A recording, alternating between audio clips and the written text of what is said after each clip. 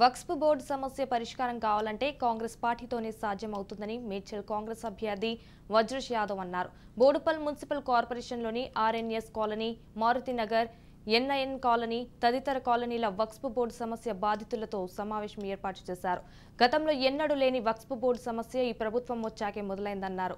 కొంతమంది తమ స్వలాభం కోసం సమస్య పరిష్కారమైందని మభ్యపెడుతున్నట్టు వెల్లడించారు వజ్రేష్ యాదవ్. రానున్న ఎన్నికల్లో కాంగ్రెస్ ను అత్యధిక మెజారిటీతో గెలిపించాలని ఆయన తెలిపారు. ఈ సందర్భంగా వజ్రేష్ యాదవ్ సమక్షంలో పలువురు కాంగ్రెస్ పార్టీలో చేరారు.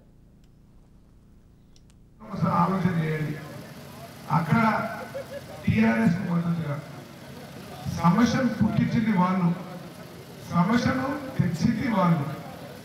మరి ఆయన 5 సంవత్సరాల అధికారం ఉన్నాడు, అంతకుముందు ఎంపీ ఉన్నాడు. 5 సంవత్సరాల నుంచి లేని ఈ ఎన్నికల టైంలో ఆయన ఏం ముడుపులు ఇచ్చిందో మీరు చెప్పాల్సిందిగా కోరుతా ఉన్నారు. ఎందుకు ఆయనకు మద్దతుగా విడ్రా చేశారు? ఎవరిని అడిగి విడ్రా చేశారు? మీరు మీ బిడ్డగా, ఈ ఊళ్ళో పుట్టిన బిడ్డగా, బడుగు బలహీన వాళ్ళకి సంబంధించిన నేను మీకు మీ ఎమ్మడు ఉన్నాడా లేదా? మా చిన్నమ్మ 60 సంవత్సరాలు ఉంటుంది, ఆమె దీక్ష చేసింది.